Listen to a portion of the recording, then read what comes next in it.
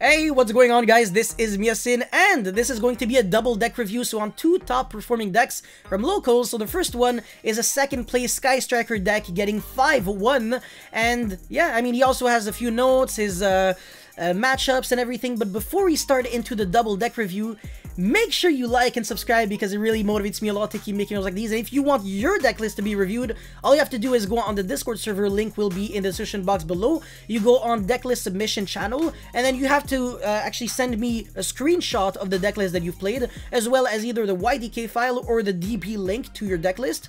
And also kind of give me a brief description just so I can actually know what were your encounters and stuff like that. But yeah, let's get right into it. So there's matchups for the Sky Striker deck. So before that, he said that Phantasme was really good. Phantasme good. It only banished Engage of Desires twice, which is not the end of the world. Won one of the games and then lost to Salamangreat because the top deck Imperial Order was kind of rough, and he would have been undefeated otherwise, which is, you know, Happy Land City. So he won 2-1 against Invoke Shaddoll, and then 2-0 against Infernoid, 2-1 in the Brandish Mirror match, 2-0 again, well, 2-0 but not 2-1, 2-0 against Brandish again, and then of course the loss was 1-2 against Salamangreat. Imperial Order is annoying, and finally he won 2-1 against Invoked Dragma Shaddoll. One thing that I do want to mention is that ironically Phantasme is an out to Imperial Order. So yeah, Phantasme really is that good of a card. Even Nibiru is an out to Imperial Order, because the most important thing is having that additional monster on the field so you can make a Phoenix, because if you have a bunch of spells with only Ray access, it's impossible to get that second monster unless your opponent does nothing for a full turn. Or if you have Rose, sorry. Rose is actually really good overall, just in general, but yeah. Now let's actually get into the deck list. So obviously 3 Ray, such a meme, 3 Ray. Obviously, who's gonna play like 1 Ray? Yeah, I don't like consistency, bro. But yeah, 3 Ray, 2 Rose, 1 Engage. I wish I could say 3 Engage. But yeah, 1 Multi-Rule, same thing, 1 Hornet, double Area 0 with 1 Terraforming. Alright, so if I actually could have asked him why 2 Area 0, I would have asked him, because even with 3 Area 0, I break all day long. 3 Widow Anchor with 2 Shot Cannon, I'm on the exact same lineup. So yeah, and then 2 Afterburner. I'm on 1 Afterburner and also 0 Eagle Booster. Eagle Booster is sketch. Like, there is some reason to, like, some good arguments to play Eagle Booster. I just find it kind of awkward because you can also chain block to not lose the Ghost Bell by going like Chainlink 1 Kigari and then Chainlink 2 Rose. Nobody does that, but you can do it. And you can make Kigari during the battle phase so they can't Valor you. So in other words, you actually can play around both Valor and Ghost Bell. This deck is very technical, by the way. It's very technical. But yeah, Eagle Booster, I guess, is there for the end phase for Shizuku. When you go like end phase, you keep the Eagle Booster in your hand. They go Ash, and then you go Eagle Booster. And then you still search for the Engage, and you win. Reinforcement of the Army, Terraforming. Yeah, Call by the Grave, obviously. Upstart, obviously. Double Cosmic, Triple Desires. Now, Triple Desires is jokes because if you're going first and use Desires, the odds of you getting screwed over like really high. But if you're going second, there are some cool things that you can do. You can Foolish for the Engage, and then, okay, cool things. Yeah, and then go Desires. Instead of just going straight for the Desires. Some people have done like really whack things against me. They would go like Shizuku search the multi-roll. I was like, oh shit, they already have the Engage in the hand. And then next turn, it's like Desires for no reason, like before going Hayate Kigari, and then I'd be like, okay, yeah, whatever, again, you must have probably Engage in your hand, and then they would go like, Hayate, attack, send Engage, and be like, what? That makes like 0 sense, but yeah, when you're lucky, you're lucky. Anyways, for the hand traps, 3 Ash, 3 Ghost Bell, 3 Imperm, alright, 3 DD Crow, and of course Pankratops. You can obviously tell that Brandish is a going second deck, so Pankratops in the main deck makes sense. Now, DD Crow, he willingly chose to disrespect Tri-Brigade. DD Crow against Tri-Brigade is a vanilla in the hand. It does nothing at all unless your opponent is crazy and goes like Effect of Keras, discard Kit or Nerval, and then he's like Effect. And then you go like DD Crow and it's like, it doesn't search now, and then he scoops because you can't do anything. Or if you draw like 2 DD Crow and your opponent has like Fractale, but apart from that, DD Crow is garbage. It's not good. It just does nothing. However, it's really good against literally everyone else.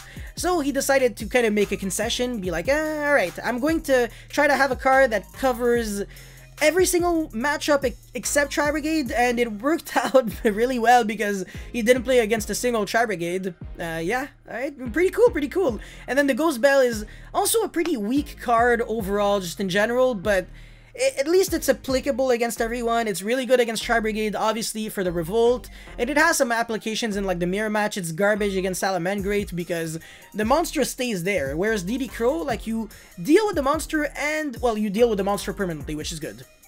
For the extra deck, this is where it gets really crazy. Triple Shizuku, triple Kagari, triple Hayate. Nobody does that, so that's actually interesting. Kaina, Zeke, Phoenix, Hita, Ningirsu, World Sword. We're back in freaking 2019, 2018. No Needle Fiber, no Access Code, no freaking Celine. This is insane. Oh my god. It came up so much for me. Man, I don't know. I feel like the World Sword is like such a flex. You really don't need it. Ningirsu is great. Hita has some applications. But like, third Hayate? I mean... it comes up like once every like 50 games, honestly. 50 matches, maybe. 50 matches, I might be exaggerating, but it rarely comes up. It's like in very niche scenarios. Sometimes when you waste your Hayate turn 1, when you go like Area 0 on the Ray, and then tag out for Hayate, and then excavate nothing, and then go into Shizuku, that's like a waste of a Hayate, and you're like, okay, yeah, the third one would have been nice, but apart from that, when you're going second, I really don't see how you need like 3 Hayate, but it's fine. For the side deck, again, non-main decking Phantasme, so weird, I mean, no, not a weird approach. Also, he's not main decking Veiler, so yeah, I don't know. Yeah, it makes sense, but like, I don't know. And then 3 Skullmeister, great against Prank Kids, by the way. It's like another Ash, but it's kind of better because it's not once per turn. So you can Ash Desires and then Skullmeister for the Prank Kid effect in the grave, and the opponent basically went like neck 2, instead of like you doing like a crappy trade, like a Veiler the Doodle Doo. Okay, Link Summon another one. Does nothing. And yeah, 3 Dark Ruler, I don't see what you're... Yeah, I mean, no Ally of Justice Cycle Reader definitely is a very huge technical misplay. Yeah, I mean, you kind of need to be lucky to beat Drytron at this point, because Ghost Bell is pretty garbage against Drytron. Imperm is like okay, Ash is very RNG because there aren't that many things to Ash. Yeah, you can Ash like the freaking Diviner, but if their hand is the nuts, like I said, you're screwed. But yeah, I'll have just a Cycle Reader, absolutely necessary. But yeah, anyways, MST, Jamming Waves, never comes up for me. I definitely would have Twin Twister in this side deck, though. MST, just not enough when you're only on 2 Cosmic. And then Triple Evenly, makes sense. Yeah, it's fine. It's a good card. It's not great, but it's good. But yeah, that's pretty much it for the first deck list. So Sky Striker, let's get into the second one, which is Tri-Brigade. Okay, so the Tri-Brigade deck list, he obviously played pure Tri-Brigade and went 4-0 at his locals, and the matchups were, well, the first one was a Tri-Brigade mirror match, he won 2-1, and then after that, round 2, Sky Striker, he won 2-1, and then after that, Virtual World, 2-1 victory, and finally Invoked Dragma Shadal, 2-0 victory. Interesting, now let's get into the deck list. So 3 Fractal, 3 Keras, 3 Kit, 3 Nerval, Standard, and 3 Revolt, 3 Tenki. There's literally nothing I would change about that. Obviously, that's just absolute perfection. 3 Desires, 3 Gamma and Driver, again, perfection. 3 Imperm. Okay, now this is where we kind of get into the spice. So 2 Rescue Cat, 3 Ash, okay, sure, whatever. The 1 DD Crow that you can search, but is bad in the mirror match, but good against everyone else, but since it's searchable, it makes sense. And the 1 Zuking Alpha, which, can you really search it? I don't think, unless you have like 8 freaking BBWs banished, but apart from that, yeah, I don't really think you can access this card. There has to be a way, I'm just really stupid. But yeah, because of how ridiculously high level it is, I just don't really see it. But since it is a BBW, you actually can banish it and stuff. It's just kind of weird. I'm not a big fan of this, and the Twin Twister, I don't think I would be main decking this. Same thing with the Harpy's Feather Duster, and if people are on like anti-spell, okay, why? Yeah, okay, sure, it's fine, but okay. I think the Twin Twister is a bit better, because against Prank Kids, you can use it on draw phase or standby on the Pandemonium, and Pandemonium is main phase only, so that way you actually play around the double Regeki, and that is one way to win, whereas the Harpy's Feather Duster doesn't help you there. So that would be one thing to consider, maybe playing a third Twin Twister instead of Harpy's Feather Duster. And also it's like a semi-interruption when you're going first, even though that barely matters too much. The Imperial Order, of course, makes sense in order to counter Mystic Mine. Again, same thing with the Twin Twister, but yeah. Call by the Grave, obviously. And apart from that, the 2 Rescue Cat, how do you like 2 as a ratio? You think it's better than 3? Alright, cool, sure. I guess 1 would maybe not be enough when you're playing Desires. I don't know. I'm not really questioning this too much. Definitely does make some form of sense.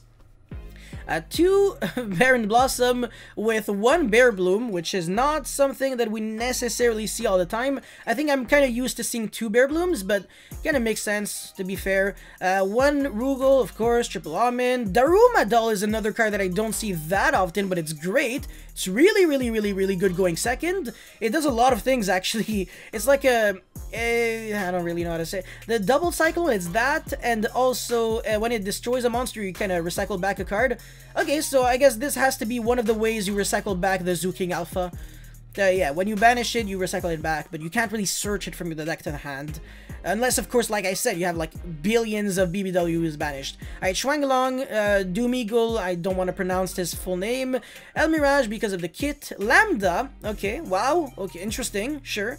That would be because of Gamma resolving on your own turn. And he went for Savage instead of Omega as the monster to summon off of Gamma. I don't know how to feel about that. I don't think this is a good idea necessarily.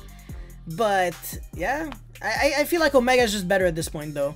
Not that it changes that much, but since it's, you know, it's a monster that you're only summoning when it's Happy Land City, but yeah. I think the Lambda is definitely kind of not really necessary either, and if you're playing Lambda, then why wouldn't you play Omega? Because you can tag out the Omega and then search a Gamma, which is live during your opponent's turn. So the Savage, when you're playing Lambda, makes no sense to me. But apart from that, Appaloosa access code, perfection. So the majority of the main deck, I think, is just great. The extra deck, I would only really change Savage and trade it in for Omega. For the side deck, 3 anti-spell, sure, that's really good. It's good against literally everything that isn't Tri-Brigade, because, yeah, in Tri-Brigade mirror matches, people are probably gonna side out a few spells that are unnecessary. And apart from that, Red Reboot, sure. Drool and Logbird, this is good against Drytron and stuff like that. Interesting that it's a Drool and not like Allied Justice Cycle Reader anywhere. Okay, Gadarla the Mystery Dust Kaiju. Like, you were anticipating people to still play Simorg, but... Okay, yeah, okay, so Gadarla is actually a decent Kaiju against Brandish. You can't really Kaiju them with a Gamma Seal, because it's a water attribute which turns out Wide Howling, which is very dangerous, but Gadarla... being the only Kaiju that outs the Windbearer statue, being still relevant when people are gonna play Flunderees, makes sense, which is fine. And apart from that, triple Ghost Bell and then 2 Lancia. Sure, I mean, I don't think... Yeah, this is completely fine, but you couldn't fit in Ghost Bell in the main deck? You couldn't actually cut the Alpha...